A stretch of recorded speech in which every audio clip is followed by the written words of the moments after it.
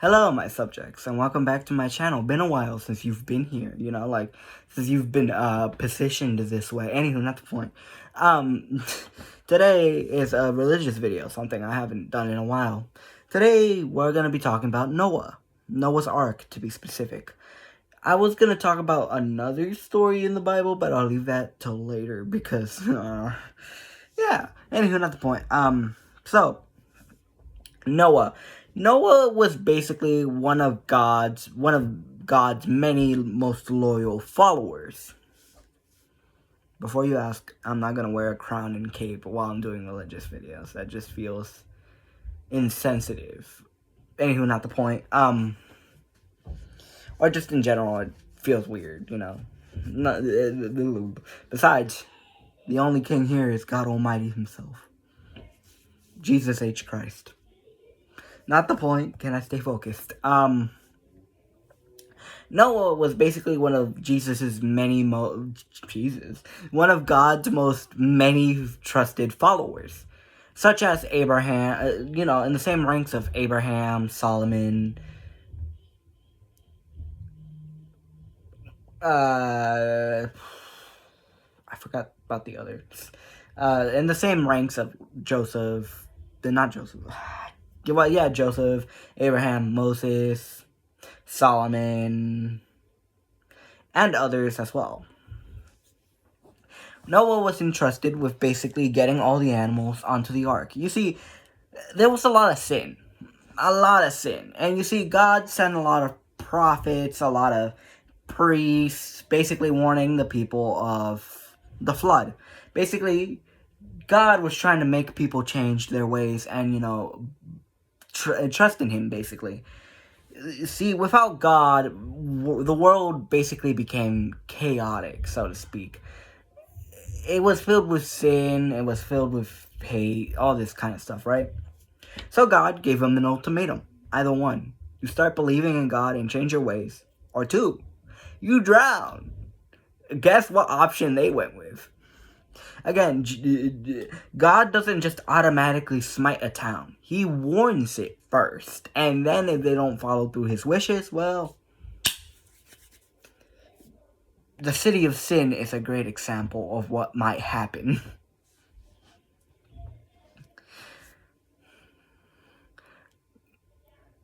So, God basically flooded the earth. But before he did that, he basically told Noah, hey, you, yes you, I'm talking to you.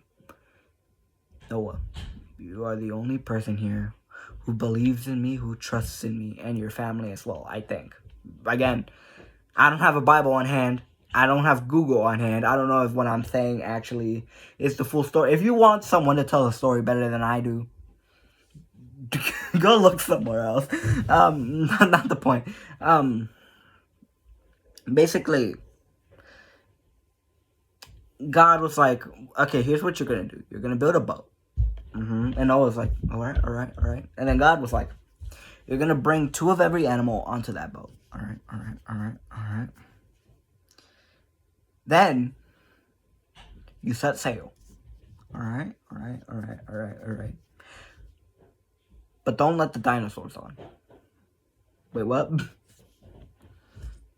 I don't actually know if dinosaurs were alive in Noah's time, and if they were, that would make sense, kinda. I mean, hey, every dinosaur dying to a meteor, I mean, seems unlikely. Because again, one meteor hit Earth, right? It was one meteor. That was really enough to kill all of dinosaurs, and yet somehow not strong enough to kill all life on Earth.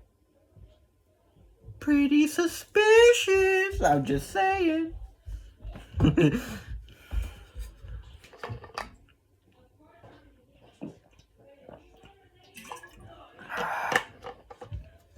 Anywho, not the point. Sorry, I need water. Noah basically built a boat, the ark, Noah's Ark. Basically, Noah was God's connoisseur, would be the word for it. right-hand man when it came to the ark being built and when it came to the flood. Now, what happened to Noah after that flood, so to speak? From what I think, God basically made a promise to dear old Noah, which basically, to sum it up, basically God was like, Noah, my most trusted follower, one of my most trusted followers, one of my most loyal followers, I promise to you that I, God, will never flood the earth again. Deuces. And disappeared. That's basically what that's me taking it. That's like simplifying it, right? To like, make it make sense, like God basically was like, I will never flood the earth again. Now, Noah, of course, lived his life. Now, something I do not recall, this could have been part of Abraham's story, I can't remember.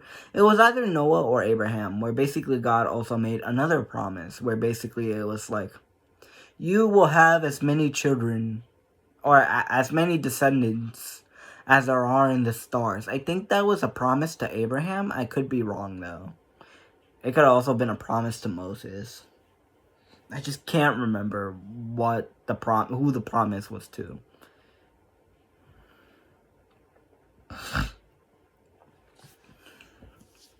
Now, of course, we're talking about like the stories of the Bible. We are here to ask some questions and lay some concerns, obviously, since, why, might as well. Curiosity is one of the best things you can have, especially if you're religious. Now, a couple questions. One, how we know that Noah, at least, it took him a couple days to finish building the boats, from what I know. But like, how big was the boat exactly? Because it was big enough to fit 2 of every animal, right? What happened exactly with birds and stuff like that? Like, 2 of every bird, 2 crows, 2 ravens, 2 so on and so forth. Which does bring me to a question, right? What would the birds that weren't on the boat, were they killed? Were they smited? Like, what happened to those birds? Like, how high did the flood go, basically? That's my first question. My second question is, how was Noah, and I'm assuming his family, that's a strong guess though. How is Noah and his family the only people who still not only believed in God, followed his ways, but like still worshipped him and stuff like that, right? Why were the only, how and why were they the only people that weren't,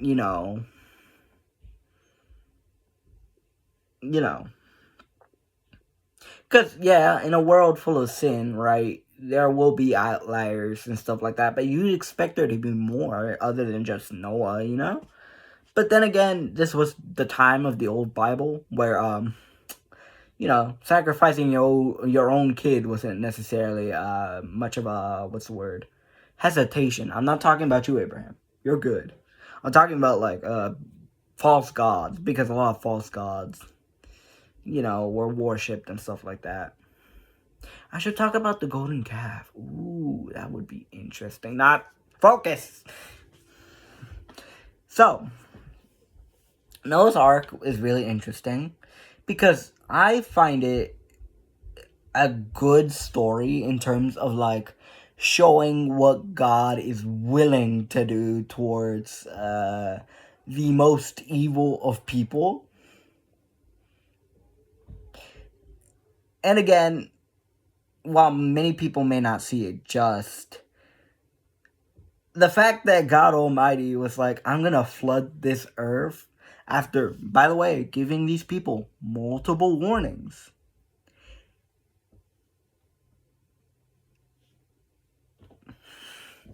Is very interesting to me, which brings me to a question of what line can we and can we not cross as a human race, you know? Like,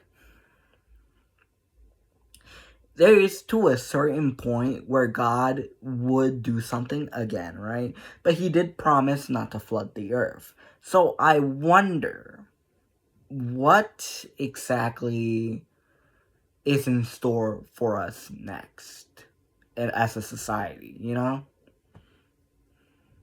Like, how do I word this in a way that makes sense? How far do humanity need to push God's buttons for something like a flood to happen again?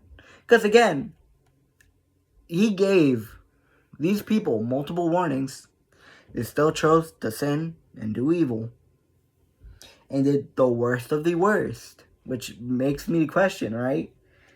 What exactly is the line in the sand, right? Because I also do question a lot of stuff, right? I am a curious person at heart. That's just who I am as a person. I question a lot of things. But I'm gonna be honest, though. I don't know if another flood would be a good thing or a bad thing. Because you gotta understand, right? For something like the flood to happen again, because I've seen a lot of people say that a flood needs, or like God needs to do something about this, right? Which is fair, yeah, you are right with the amount of evil things, horrible things going on in the world. God does need to do something about that. The line in the sand, though, however,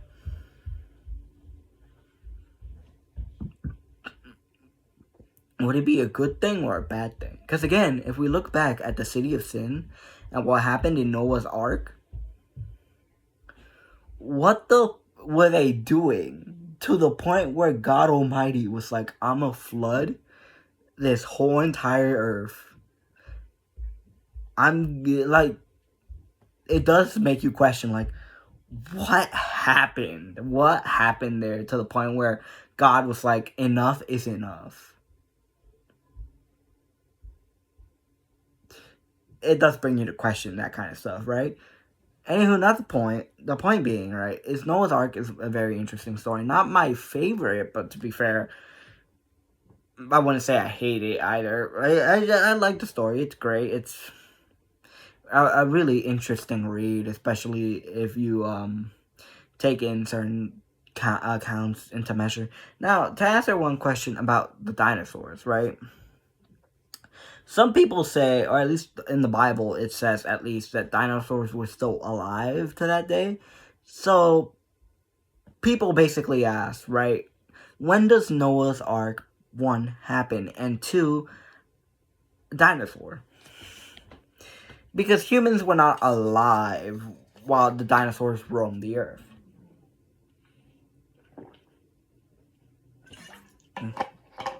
Now, I don't know if this is the case. Because, for one, I've never read the Bible. I need someone to, send a picture of the highlighted text where it says there's a dinosaur in Noah's Ark. Dinosaurs I mentioned in Noah's Ark. I feel like that's more of a Mandela effect, where it's like, did you know dinosaurs existed at the time Noah was alive?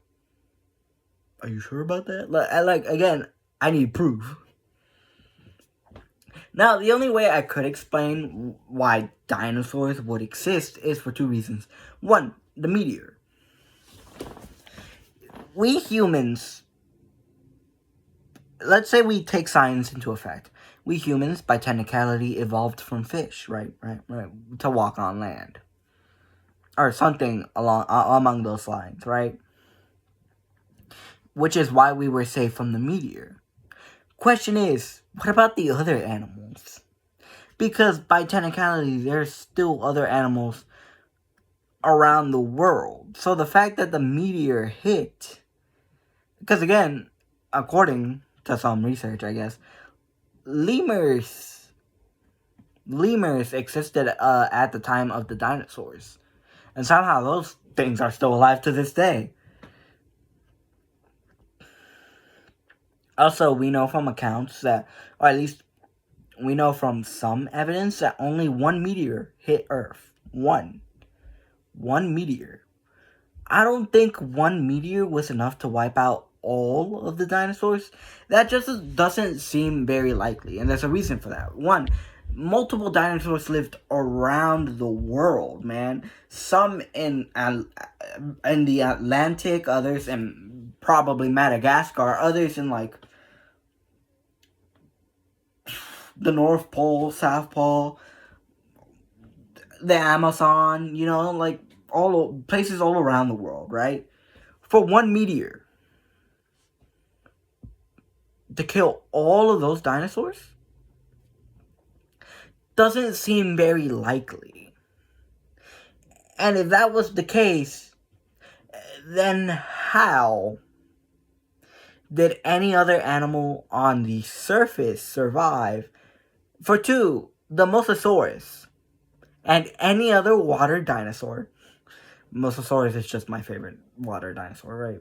Sue me. I like Jurassic Park. Not the point. I should talk about Jurassic Park. Can I? Please focus. Thank you. Okay, so basically, right?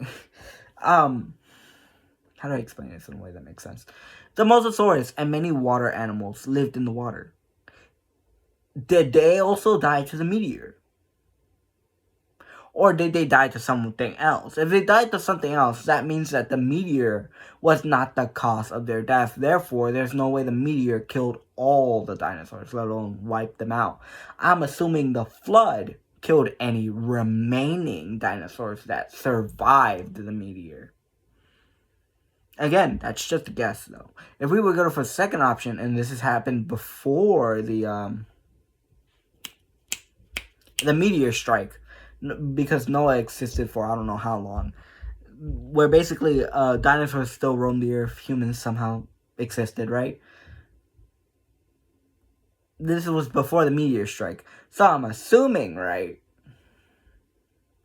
that the flood did kill almost all the dinosaurs. There are two dinosaurs, though, that it probably did not kill. The pterodactyl, for one, is a flying dinosaur. There's no way the flood just hit the pterodactyl, passing by.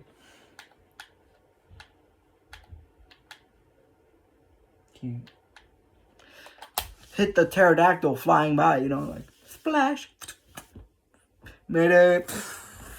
And the water animals, who were probably not affected by the flood. The water dinosaurs, who were probably not affected by the flood. And then the meteor came and just killed all the dinosaurs. Humans were somehow safe. I don't know. The fact that animals survived on the surface of the earth tells me that the dinosaurs, at least some of them, could have survived the meteor. Not for long, but hey, you gotta give credit where credit is due, right?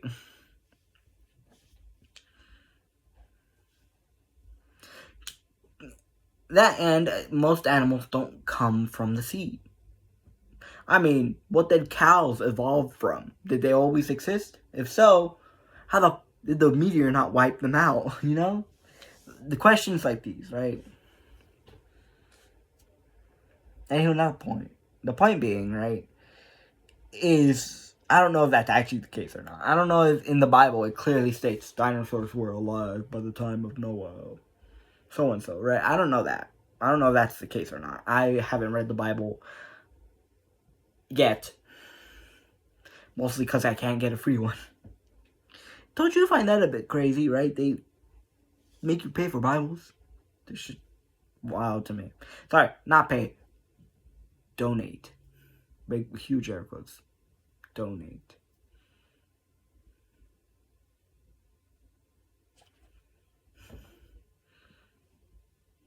That's why my sisters haven't been baptized yet. They would have, if it weren't for the fact that they accept donations for baptism.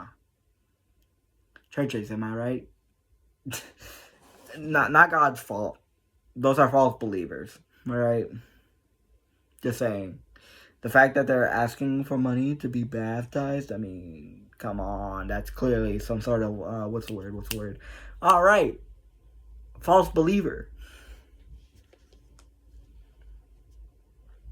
To quote Jesus H. Christ from from the Bible, I think, or the Chosen, I guess, in this case. You've turned the house of God into the den of thieves.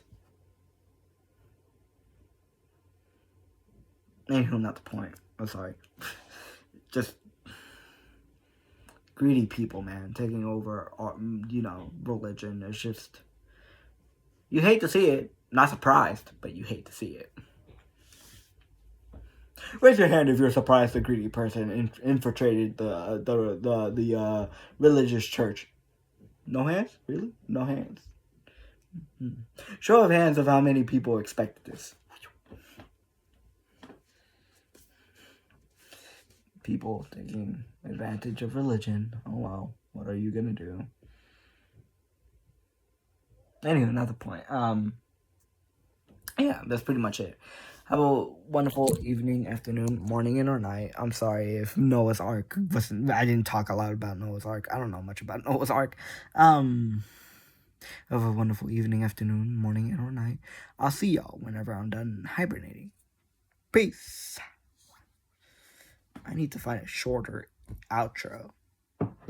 Or, I don't have to find a shorter outro. I just need to find a shorter beginning.